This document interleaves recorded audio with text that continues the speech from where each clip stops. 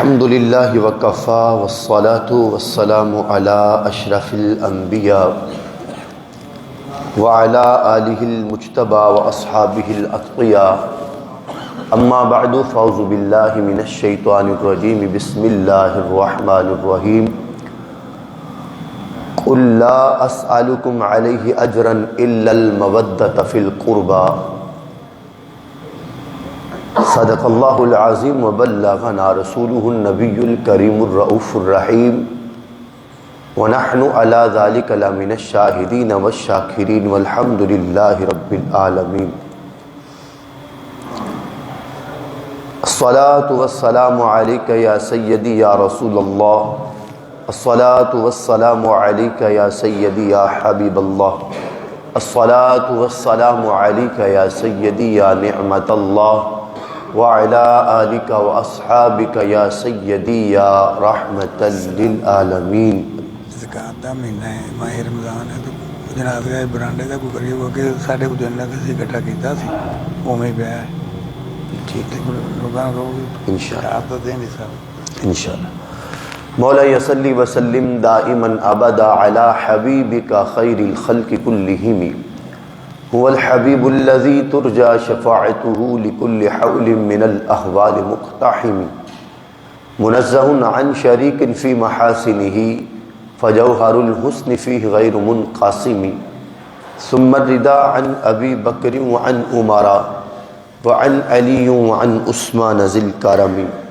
یا رب بالمصطفى بلغ مقاصدنا واغفر لنا ما مضى یا واسع الکرم.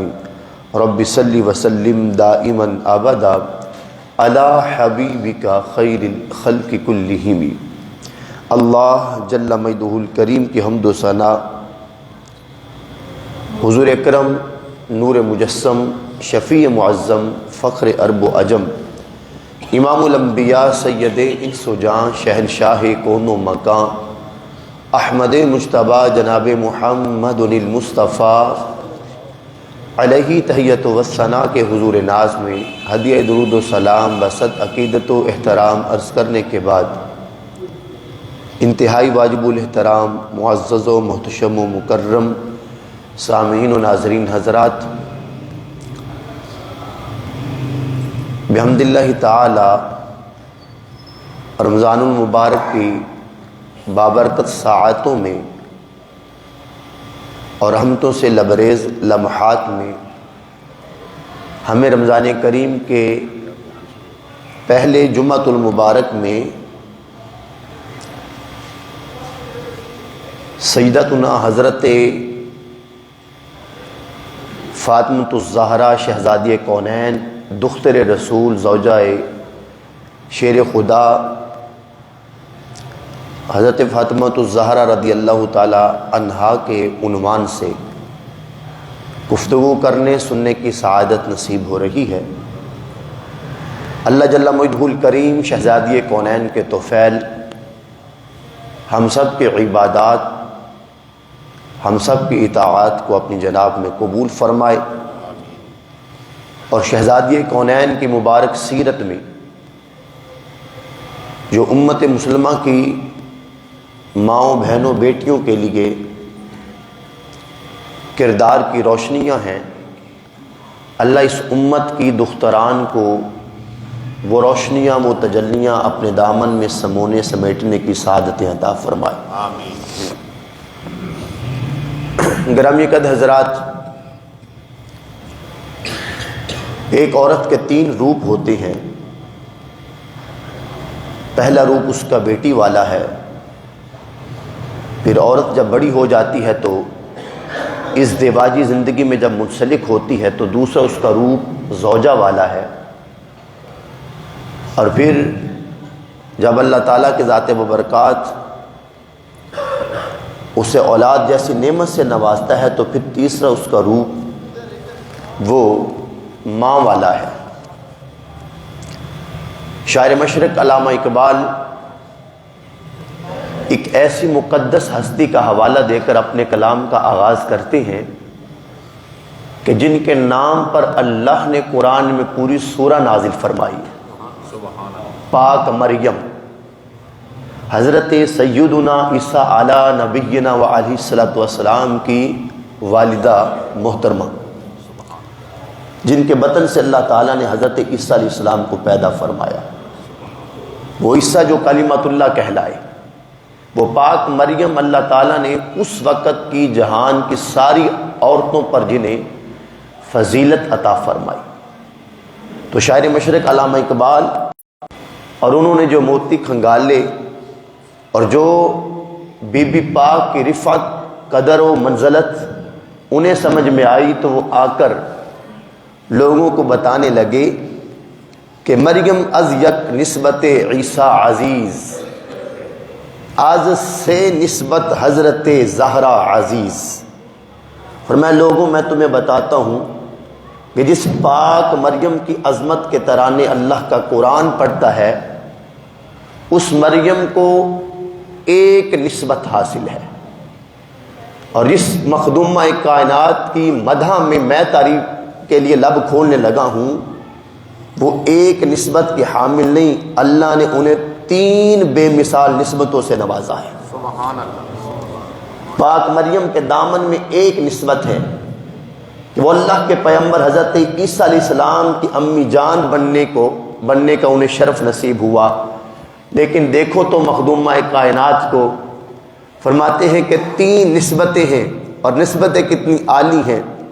نور چشم رحمت للعالمین، امام اولین و آخرین۔ کہا کہ پہلی نسبت مخدومہ کائنات کی یہ ہے کہ وہ اس کریم کی نور چشم ہے، اللہ نے جنہیں کونین کے لیے رحمت بنا کے بھیجا ہے، وہ حضور کی نور نظر ہے۔ امام اولین و آخرین، وہ حضور کے جو پہلوں کے بھی امام ہیں اور بعد والوں کے بھی امام ہیں۔ بانوے تاجدار حل عطا، مرتضی مشکل کشا شیر خدا۔ کہا دوسری نسبت سنو پاک مریم، پاک فاطمہ کی، کہ یہ اس ہستی کی زوجہ محترمہ ہے، اس ہستی کی بیوی ہے، تاجدار حل عطا، جو کائنات میں نوازے ہوئے ان چنیدہ لوگوں کے سردار کی زوجہ ہیں، مرتضی، اللہ نے جنہیں چنا ہے، مشکل کشا، جو مشکل کے پردوں کو چیر کے رکھ دینے والے ہیں، شیر خدا، اللہ تعالیٰ کے شیر ہیں۔ اس ہستی کی یہ زوجہ ہیں، یہ مرتضی بھی ہیں، حل عطا بھی ہیں، مشکل کشا بھی ہیں، اور شیر خدا بھی ہیں۔ مادریں آ مرکز پرکار عشق، مادراں آ کاروا سالار عشق۔ اور تیسری نسبت اس پاک خاتون جنت کی یہ ہے کہ یہ اس حسن و حسین کی امی جان ہے، جن کا ایک بیٹا وہ پوری کائنات کے اندر حرم کعبہ کے لیے مشعل ہے۔ یکے شمع شبستان حرم، حافظ جمعیت خیر الامم۔ جس حسن مجتبی کی ذات یہ عظمت رکھتی ہے کہ آج حرم کے اندر جو روشنی آ رہی ہے، یہ صدقہ ہے امام حسن مجتبی کا۔ اس شہزادے کا یہ کمال ہے کہ جس نے امت کو جوڑ دیا، جس نے امت کو جوڑ دیا۔ پھر بادشاہت کے تاج کو آپ نے اپنے قدم کی ٹھوکر سے پھینک دیا، اس کو حسن مجتبی کہتے ہیں، یہ ان کی امی جان ہے۔ اور دوسرا، یہ اس ہستی کی ماں ہے جنہیں زمانہ حسین کہتا ہے۔ کائنات کے اندر جہاں بھی عشق کا وجود اور عشق خدا اور عشق مصطفیٰ کی نمود ہے، اس کے سرخیل کا نام امام حسین ہے، اس کے سرخیل کا نام امام حسین ہے۔ تو بیٹی ہیں اس رسول کی جو سارے رسولوں کے رسول ہیں، بیوی ہیں اس خیر بشر کی جو اولیاء کے سردار ہیں، اور ماں ہیں ان جوانوں کی جو جنتی سارے نوجوانوں کے سردار ہیں۔ اور خود اپنی حیثیت و اہمیت کیا ہے کہ اللہ تعالیٰ کی ذات برکات نے فرشتے کو بھیج کر اپنے حبیب کریم علیہ السلام کو یہ مزدہ جانفزہ سنایا کہ جا کر میرے حبیب سے کہہ دو کہ اللہ کی ساری جنت میں ساری عورتوں کی سرداری ہم نے آپ کی شہزادی فاطمہ کو عطا فرما دی، ساری جنتی عورتوں کی سردار ہے۔ تو گرامی کا حضرات، شہزادی کونین بحیثیت بیٹی جس وقت ہم تاریخ کا مطالعہ کرتے ہیں تو خدا کی عزت کی قسم بیٹی ہونے کے اعتبار سے جو کردار شہزادی کونین نے ادا کیا ہے، پوری ملت کی بیٹیوں کے لیے وہ مشعل راہ ہے۔ حضور امام الانبیاء سید انس و جاں شہنشاہ کون و مکان احمد مجتبی جناب محمد المصطفیٰ صلی اللہ علیہ وسلم نے جب اعلان نبوت کیا، آپ جانتے ہیں صادق و امین کہنے والے اور شرافت کا پیکر اور راہوں میں پلکے بچھانے والے وہ جانی دشمن بن گئے۔ کانٹے اٹھا اٹھا کر راستے میں ڈالے جاتے، گڑھے کھودے جاتے۔ حضور امام الانبیاء صلی اللہ علیہ وسلم نماز پڑھنے کے لیے صحن حرم میں تشریف لاتے تو مکہ کے بدماش آس بن وائل بولتے ہوئے کہتا ہے کہ فلاں محلے کے اندر کل اونٹ ذبح ہوا تھا، اس کی منو من بھاری اوجڑی پڑی ہوئی ہے۔ نوجوان اٹھے اور وہ اوجڑی اٹھا کے لے آئیں، اور جب محمد صلی اللہ علیہ وسلم سجدے میں جائیں تو ان کے شانوں پر وہ اوجڑی رکھ دو۔ اونٹ کی اوجڑی کا کتنا وزن ہوتا ہے؟ اس بدماش کے کہنے پر 6-7 جوان گئے اور وہ اوجڑی اٹھا کے لے آئے۔ جب میرے اور تیرے کریم آقا علیہ السلام نے اپنا سر سجدے میں رکھا تو اس بدبخت کے کہنے پر وہ اوجڑی میرے مصطفیٰ کے شانوں پہ رکھ دی گئی، کندھوں پہ رکھ دی گئی۔ حضور سجدے میں رہے، آقا علیہ السلام نے سجدے سے سر نہیں اٹھایا۔ یہ خبر جب گھر میں پہنچی تو حضور کے گھرانے سے ننھی فاطمہ دوڑتی ہوئی آئیں اور آ کر انہوں نے اپنے معصوم ہاتھوں سے اپنے بابا سے دھکیل کر کے وہ اوجڑی نیچے گرائی اور اپنے معصوم ہاتھوں میں اپنا کپڑا لے کر اپنے بابا کے شانوں کو صاف کرنا شروع کر دیا، پوچھنا شروع کر دیا۔ آپ نے طائف کا سفر سنا ہے علماء سے، ادھر سوشل بائیکاٹ چل رہا ہے، مکے والوں نے مکمل بائیکاٹ کیا ہوا ہے، اندرونی اور بیرونی تمام طرح کی امداد روک دی گئی ہے۔ جیسا بائیکاٹ آج کفار نے تو کرنا ہی تھا، امت مسلمہ نے غزہ کا کر دیا ہے۔ جیسے آج وہاں پر بلکتے بچوں کو اور کلیجے پگھلتی ماؤں کو ہم نے فراموش کر دیا ہے، اس طرح کی صورتحال، اس سے بھی جو ہے وہ دیگر وہ صورتحال کا سامنا ہے۔ نہ کوئی باہر سے آنے والا مدد کر سکتا ہے، نہ کوئی مکہ کے رہنے والا امداد کر سکتا ہے، چونکہ قریش مکہ کے سرداروں کی طرف سے یہ اعلان عام ہے، جس نے محمد مصطفیٰ صلی اللہ علیہ وسلم اور ان کا کلمہ پڑھنے والوں اور ساتھ دینے والوں کا ساتھ دیا، ہم اس کے ساتھ حالت جنگ میں ہے، پھر ہماری تلواروں اور نیزوں کی انیوں سے اسے کوئی بچا نہیں سکے گا۔ اسے یا تو نتیجتاً مکہ چھوڑنا ہوگا اور یا پھر اپنی جان کی بازی ہارنا ہوگی۔ ان بدماشوں نے یہ اعلان کر کے اور ایسی دستاویز تیار کر کے صحن کعبہ کے اندر کعبہ کی دیوار کے ساتھ لٹکا دی ہے۔ Social boycott. امام الانبیاء آپ نے اپنے مشن کو روکا نہیں، آپ نے فرمایا اگر تم نہیں سنتے تو میں اللہ کی توحید کا پیغام اوروں کو جا کے سناتا ہوں۔ جان عالم اپنے گھر سے نکلتے ہیں، حضرت زید بن حارثہ حضور کے منہ بولے بیٹے جو حقیقت میں غلام تھے، سرکار نے بیٹا بنا لیا تھا، ان کے ساتھ حضور طائف کی بستی میں جاتے ہیں۔ ان کا رویہ ان سے بھی زیادہ عجیب تر ثابت ہوتا ہے۔ سرکار بولتے ہیں وہ اپنے کانوں میں انگلیاں ٹھوس لیتے ہیں، بات سننے کے لیے آمادہ نہیں ہے، اور اشارے سے کہتے کہ آپ یہاں سے چلے جائیں، ہمیں کوئی سروکار نہیں آپ کی دعوت سے اور آپ کی باتوں سے۔ امام الانبیاء صلی اللہ علیہ وسلم آپ جب واپسی کا رخ کرنے لگتے ہیں تو وہ اوباشوں کو پتھر دے کر، نوجوان قوم کے نوجوانوں کو نوکیلے پتھر دے کر 2 لائنوں میں کھڑا کر دیتے ہیں، ایک لائن ادھر ہے ایک لائن ادھر ہے۔ حبیب خدا سید انس و جاں جب آپ چلتے ہیں تو دونوں طرف سے پتھر پڑتے ہیں، نوکیلے پتھر لگنے کے نتیجے میں سرکار کا بدن لہو لہو ہے، پیشانی اقدس زخموں سے لہو رس رہا ہے، اور پیشانی اقدس سے بہتے ہوئے پورے بدن کو سیراب کرتے ہوئے قدمین شریفین تک پہنچتا ہے، اور حضور کے قدمین شریفین کے ساتھ جو پاپوش ہیں، نالین مقدس ہیں، وہ حضور کے قدموں سے چمٹ جاتے لہو کی وجہ سے۔ حضور خون صاف کر رہے ہیں، آسمان کے فرشتوں میں گھبراہٹ ہے۔ جبرائیل امین کہتے مولا یہ کیسا منظر ہے، یہ مخدوم کائنات ہیں، یہ رحمت کون و مکان ہے، تیرے حبیب ہیں۔ تو اللہ جل وجہہ الکریم ارشاد فرماتے جبریل میں دیکھ رہا ہوں، مولا اجازت ہو، خدمت کرنا چاہتے ہیں۔ فرمایا جاؤ میرے محبوب سے کہو کہ اللہ نے آپ کو اختیار بخشا ہے، آپ اشارہ مرو کریں، دو وزنی ان پہاڑوں کے جن کے بیچ طائف کی بستی آباد ہے، دونوں پہاڑوں کو آپس میں ملا کر اس بستی کو پیس کر ان کا نام و نشان مٹا دیتے ہیں، قصہ تمام کرتے ہیں۔ اللہ اکبر۔ جبرائیل امین حضور کی دہلیز پہ حضور کی بارگاہ میں حاضر ہو کر عرض کرتے ہیں یا رسول اللہ صلی اللہ علیہ وسلم، آپ کا یہ منظر دیکھا نہیں جا رہا، حضور اشارہ مرو تو کیجئے، دونوں پہاڑوں کے بیچ اس بستی کو مٹا کے رکھ دیتے ہیں۔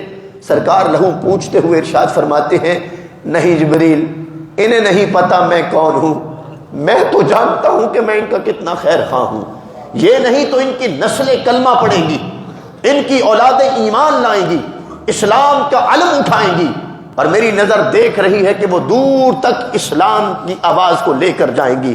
خطہ ہندوستان میں بسنے والوں، تاریخ کے اوراق کو الٹ پلٹ کر دیکھو، جس خطے میں میں اور آپ اسلام کے دامن میں پربہار سانسیں لے رہے ہیں اور آزاد زندگی گزار رہے ہیں، اس خطے کے اندر جو سب سے پہلا اسلامی لشکر آیا، جس نے لشکر کشی کی، اس کی کمان جس نوجوان کے ہاتھ میں تھی، جو اس لشکر کا چیف کمانڈر تھا، جو اس لشکر کا سپہ سالار تھا، زمانہ جسے محمد بن قاسم کہتا ہے، تاریخ اٹھا کے دیکھو کہ وہ کون تھا، کن کی اولاد سے تھا، وہ اسی طائف کے قبیلہ بنو ثقیف کا سپوت تھا۔ میرے مصطفیٰ گویا ہم گناہگاروں کو دیکھ رہے تھے، آقا کی نظر ہم پر تھی۔ حضور فرماتے یہ نہیں تو ان کی نسلیں اسلام کو قبول کریں گی اور وہ دور تک اسلام کے جھنڈے کو لے کر کے جائیں گے۔ ہاں، ہندوستان کی سرزمین پر اسلام کا پھریرا جس نوجوان نے لہرایا، زمانہ اسے محمد بن قاسم کہتا ہے، جس نے ہند سے سندھ اور پھر سندھ سے ملتان تک کی سرزمین کو فتح کر کے جھنڈا لہرا کے یہ ثابت کیا کہ قیاس اپنی قوم کو اقوام مغرب پہ نہ کر، خاص ہے ترکیب میں قوم رسول ہاشمی۔ جب ایک مسلمان بیٹی کی عزت کو تار تار کرنے کا ایک ہندو بنیے نے سوچا تھا، اور دارالخلافہ میں خط پہنچا تھا مسلمانوں کا، اور مسلمانوں کے اس وقت کے امیر المؤمنین نے لشکر روانہ کیا تھا، تو اس لشکر نے آ کر اس ہندو بنیے کی گردن کو اتار کر کہا تھا تم کیا سمجھتے ہو کہ کلمہ پڑھنے والا عجم میں ہو اور ہم عرب میں مستیاں کرتے رہیں گے؟ نہیں نہیں، جس نے لا الہ الا اللہ محمد رسول اللہ پڑھ لیا وہ حضور کی ملت بن گیا، وہ حضور رسول ہاشمی کی قوم کا فرد بن گیا، اور ہماری قوم ایک جسم کی مانند ہوا کرتی ہے۔ یہ درس دیا ہے امام الانبیاء نے، ہمارے جسم کے کسی حصے پہ تکلیف ہو تو پورا بدن اس کو محسوس کرتا ہے۔ خدا کرے کہ مسلمانوں کی یہ غیرت از سر نو بیدار ہو، کہیے آمین۔ خدا کرے کہ مسلمانوں کی غیرت ایمانی جاگے، ارباب اقتدار کو ہوش کے ناخن آئے، اور لاشوں سے بھرا پڑا غزہ اس کی طرف بھی کسی کا دھیان جائے۔ معصوم لاشیں جو سڑکوں کے اوپر، فٹ پاتھوں کے اوپر کفنوں کے اندر مکفون پڑی ہیں، خدا کرے کہ کسی کی غیرت ایمانی اب وہاں پر جاگے۔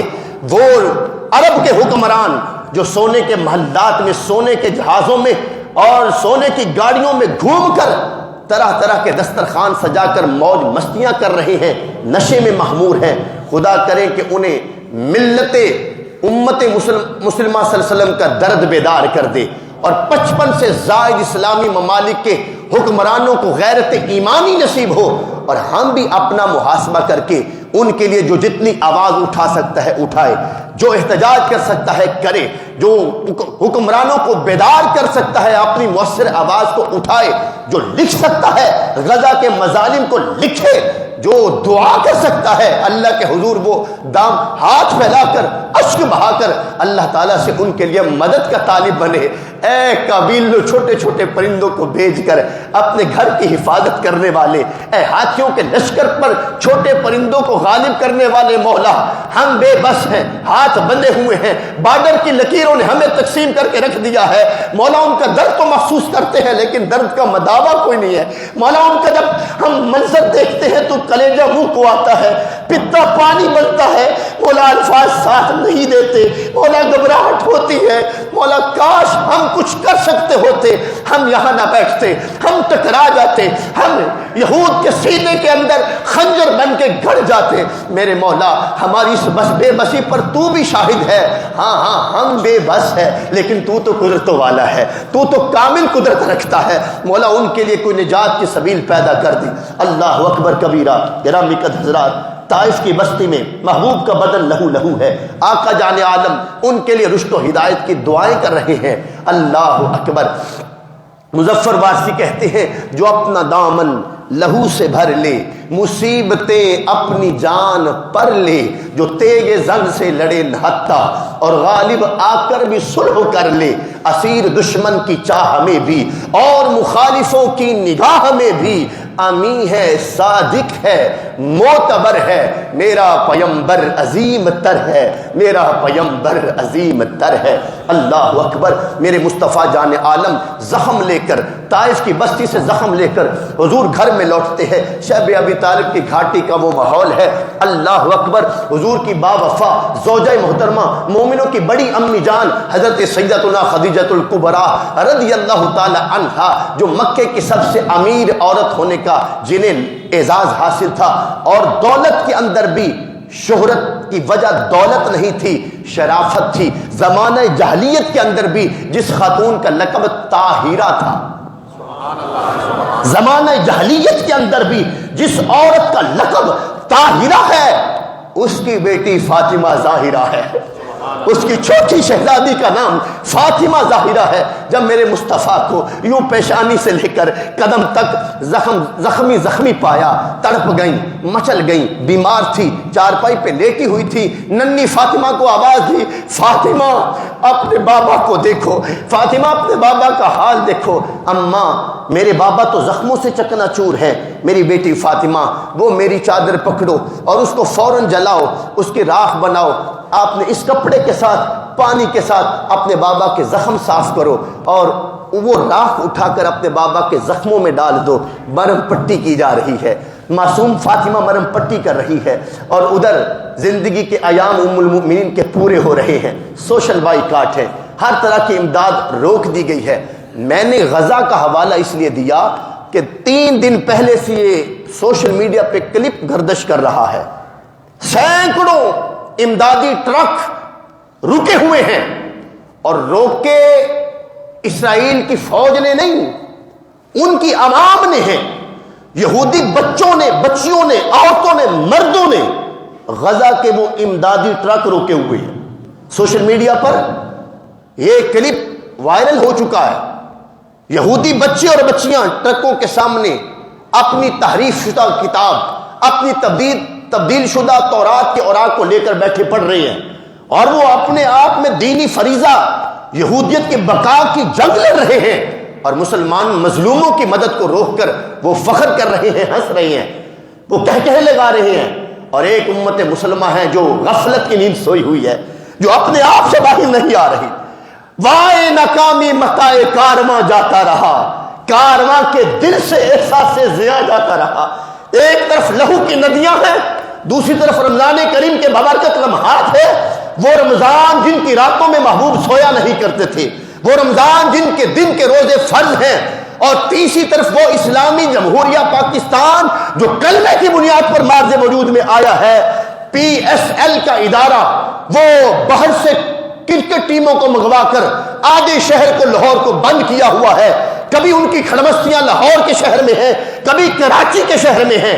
وہ رمضان کریم کے جس کے ایک ایک لمحے میں اللہ تعالیٰ نے مہینوں کی عبادات کو سمو دیا ہے، ثواب کو بھر دیا ہے، قوم ٹی وی کی سکرین پر بیٹھ کر کسی کے آؤٹ ہونے پر افسوس کر رہی ہے، تو کسی کے چھکا لگانے پر، چوکا لگانے پر جو ہے وہ کہہ لگا رہی ہے یہ ہم قوم رسول ہاشمی ہے، یہ قوم رسول ہاشمی ہے۔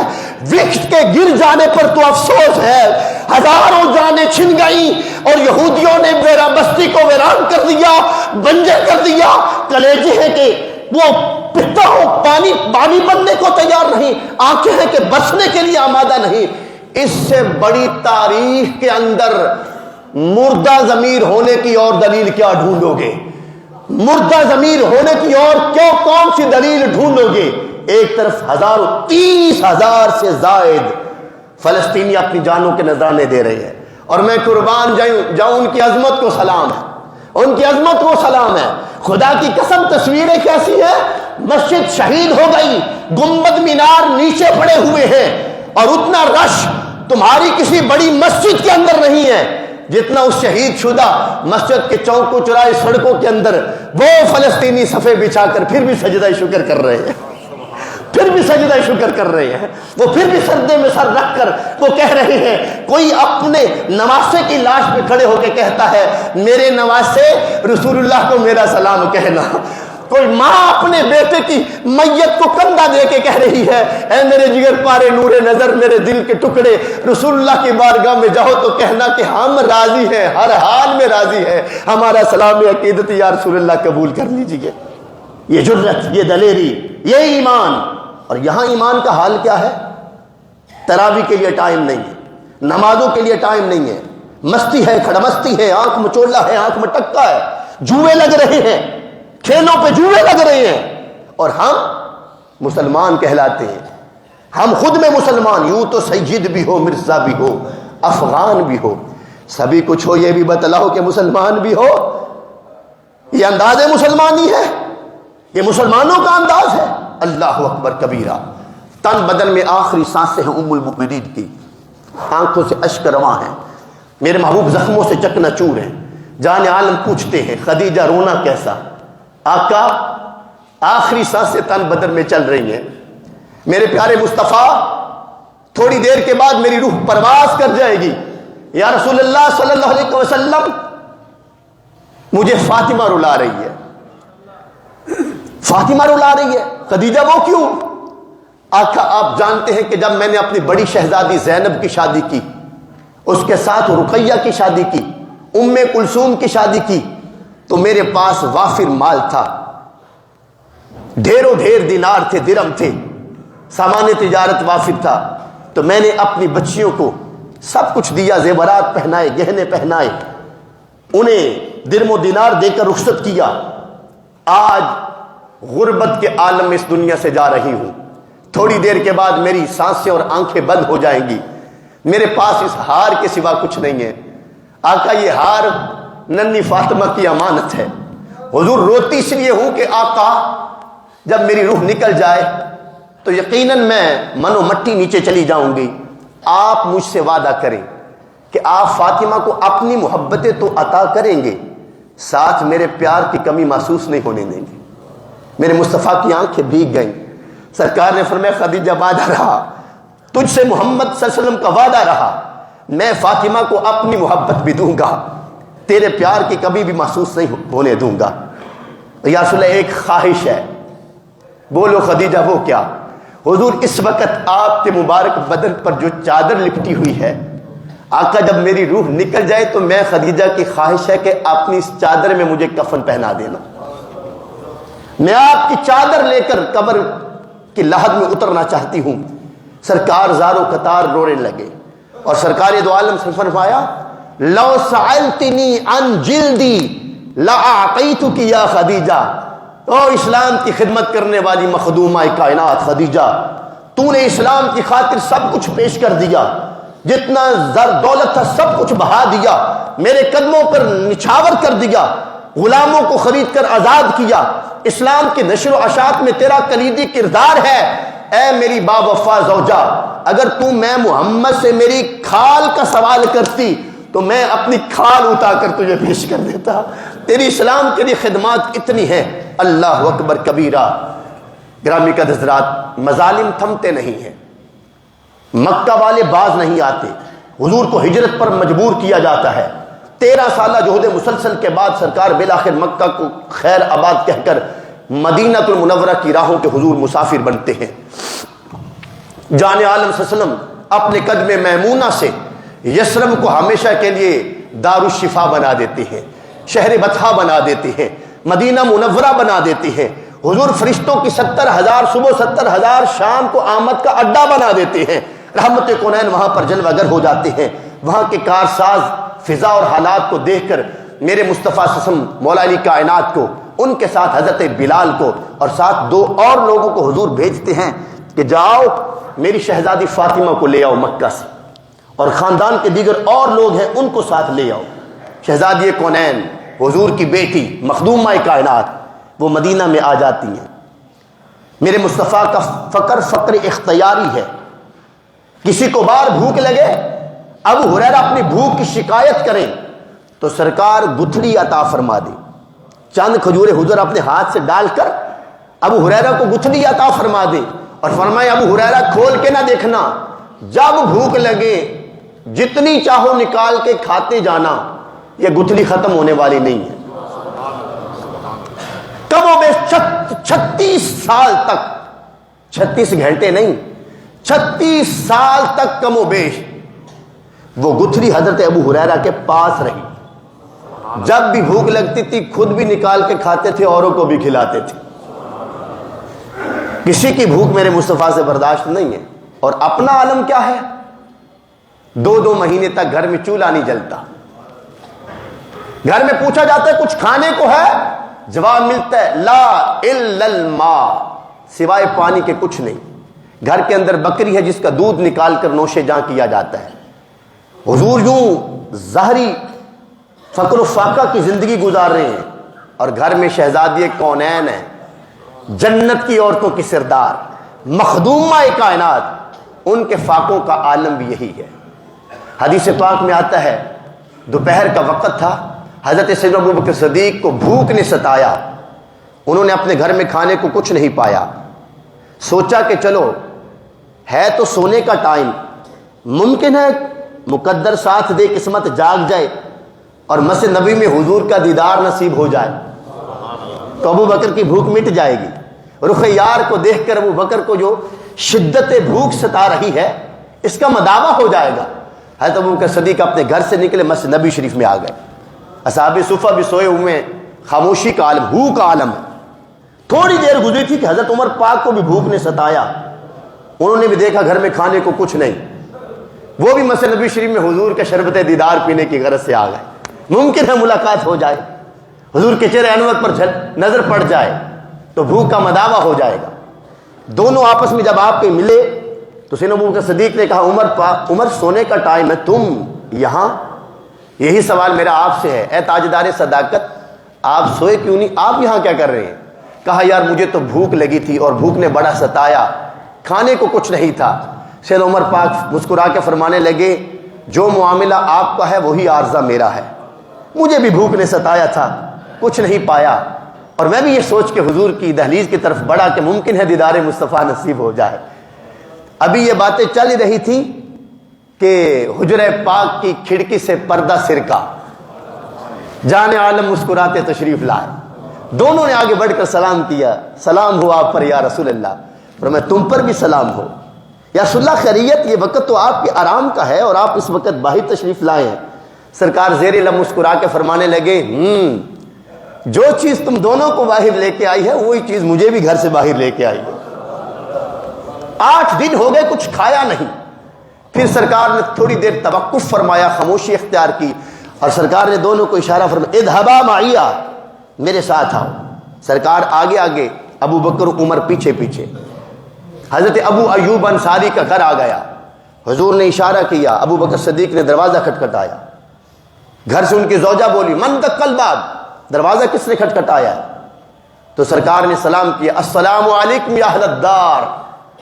جب حضور کی پیاری آواز سنی ادخل یا رسول اللہ ھذا البیت بیتک، حضور آپ کا اپنا گھر ہے، اندر تشریف لائیے۔ سرکار نے فرمایا کہ تمہارے زوج کہاں ہیں، ابو ایوب انصاری کہاں ہیں؟ حضور ابھی پاس لکڑیاں چننے کے لیے گئے ہیں، کھانے کا ٹائم تھا، کھانا پکانا تھا، تو وہ لکڑیاں لینے گئے ہیں, ابھی آتے ہوں گے, آپ تشریف لائیے. فرمایا میرے ساتھ ابو بکر عمر بھی ہیں. حضور ان کے لیے بھی مرحبا, خوش آمدید, وہ بھی آئیں. سرکار کو بٹھا دیا اور خود تھال کے اندر کھجوریں جوڑنے لگی. کھجوریں, ڈوکے اور چھوارے, 3 قسم کی کھجوروں کا ذکر حدیث پاک میں. ابھی وہ سیٹ کر ہی رہی تھی کہ اتنے میں حضرت ابو ایوب انصاری آ گئے اور گھر میں داخل ہوتے ہی لمبی سانس سونگنے کے ساتھ ہی کہتے ہیں آجدو ریحا رسول اللہ, آجدو ریحا رسول ایھا الامرأ, اے عورت میں گھر میں رسول اللہ کی خوشبو پاتا ہوں, مجھے میرے مصطفیٰ کی خوشبو آ رہی ہے. تو بیوی نے اشارہ کر کے کہا کہ سرکار اندر تشریف فرما ہے. حضور اندر تشریف فرمائے, لکڑیاں پھینکی اور جا کر بوسہ لے کر کہنے لگے یہ کہاں نصیب میرے کہ تو آپ چل کے آئے, یہ کہاں نصیب میرے کہ تو آپ چل کے آئے. کوئی جذبہ محبت میرے کام آ گیا ہے, میرے دل کی دھڑکنوں میں تیرا نام آ گیا ہے, کر لو قبول آقا یہ غلام آ گیا ہے.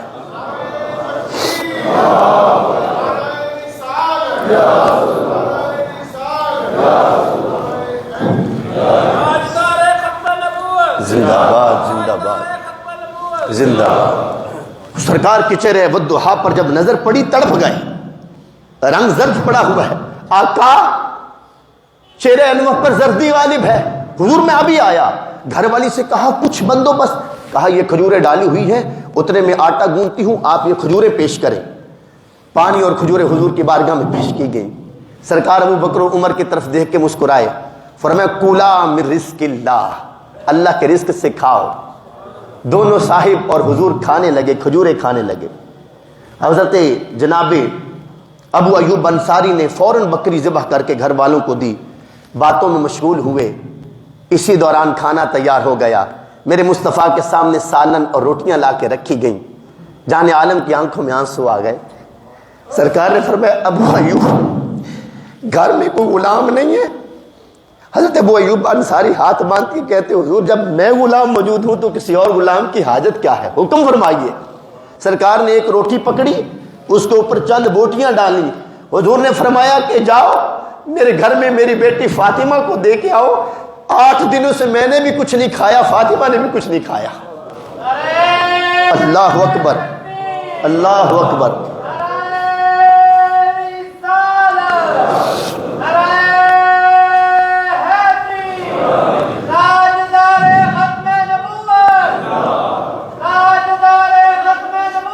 ملت کی بیٹیوں, ملت کی بیٹیوں, سیرت مخدومہ کائنات کو ذرا بنظر غور دیکھو.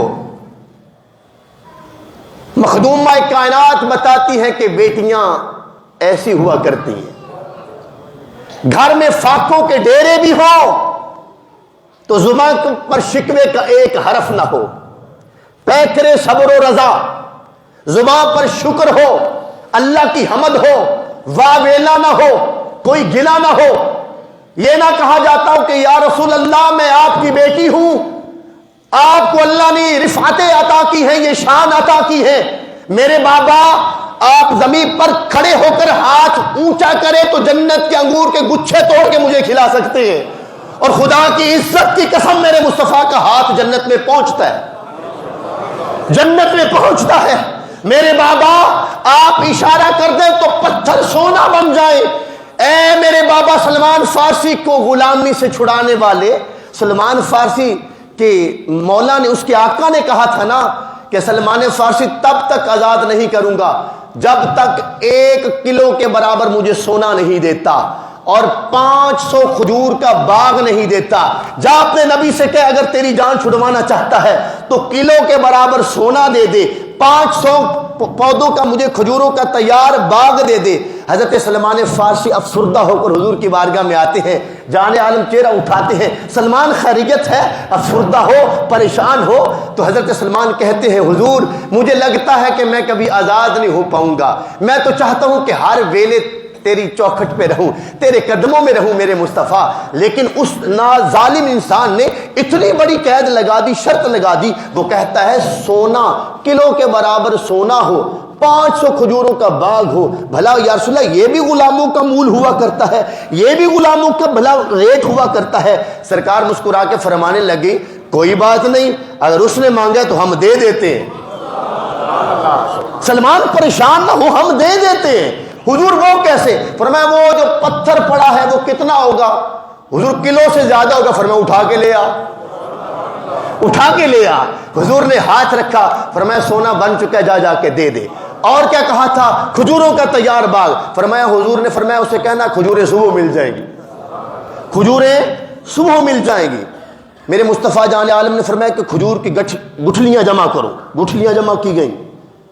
مولا علی کائنات کو، حضرت عمار بن یاسر کو، جناب بلال کو، صہیب رومی کو، خود حضرت سلمان فارسی کو حضور نے فرمایا فلاں خالی جگہ پر جا کر یہ گٹھلیاں لگا دو۔ ذہن میں آیا کہ گٹھلیاں ہیں اور کھجور تو تیار ہونے میں سال ہا سال کا وقت لیتی ہے، باغ کب بنے گا؟ اللہ اکبر۔ پھر خیال گیا کہ لگوانے والے کون ہیں؟ یہودیوں کو پتہ چل گیا، آقا یہودی تھا۔ انہوں نے کہا کہ اگر محمد مصطفیٰ نے لگوائی ہے تو صبح تک باغ بن جائے گا۔ یہودیوں نے کہا باغ بن جائے گا، لہذا باغ نہیں بننا چاہیے، کیا کرے؟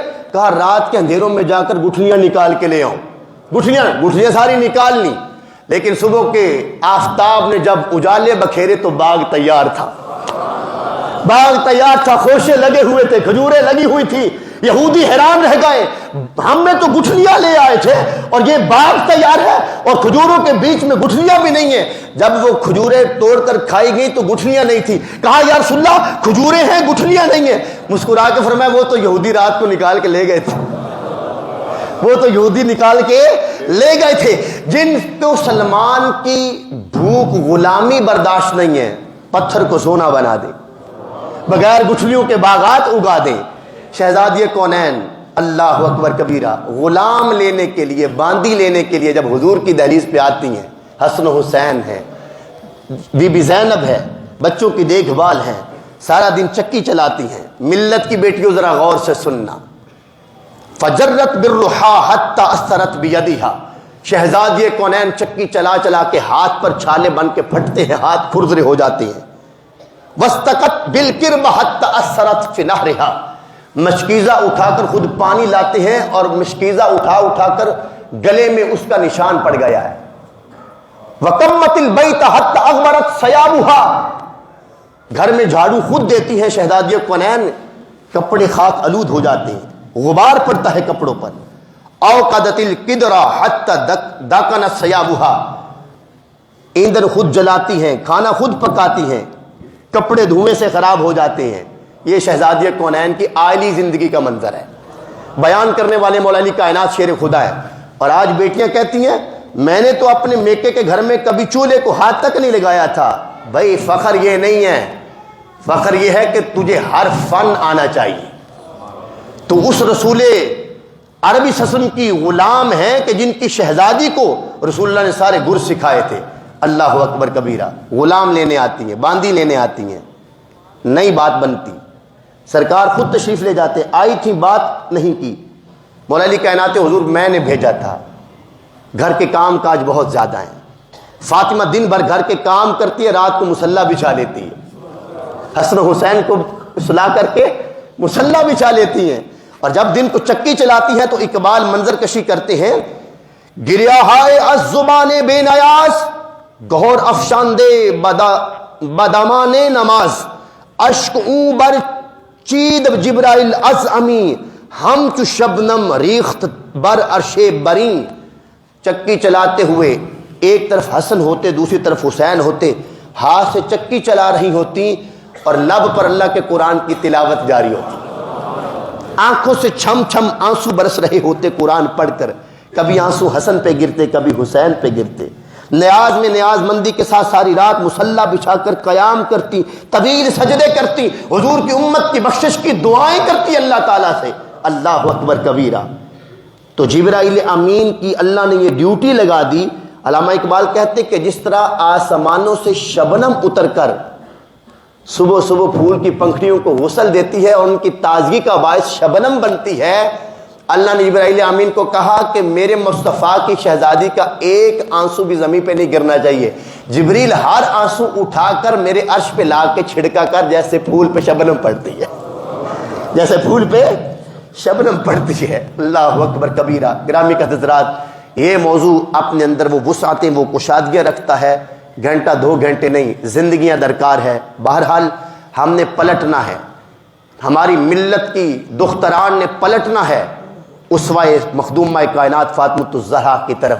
اے میری ملت کی بیٹی، تیری عظمت، تیری رفت، تیری شان، تیرا مقام وہ مغرب کی تہذیب کو فالو کرنے میں نہیں ہے، یہ تیری عظمت کو بکھیرا جا رہا ہے، جو تجھے فٹ پاتھ پہ لا کر یہ نعرہ دیا جا رہا ہے کہ میرا جسم میری مرضی۔ نہیں، تو قوم رسول ہاشمی ہے، جسم تیرا ہے، مرضی تیرے خدا کی ہے، وجود تیرا ہے، آرڈر تیرے مصطفیٰ کا ہے۔ تو اپنے کردار سے ثابت کر کہ ہم قوم رسول ہاشمی ہیں، ہم عقل کے گھوڑوں پر سوار ہو کے زندگی نہیں گزارا کرتے، ہم فرامین خدا اور مصطفیٰ کو مان کر زندگی گزارتے ہیں، اور اس بات کا واضح ثبوت دیتے ہیں کہ رنگے چمن پسند نہ پھولوں کی بو پسند، آقا ہم کو ہے وہ پسند جو آئے تجھے پسند۔ اللہ مجھے اور آپ کو اپنی فرما برداری کی سعادت عطا فرمائے۔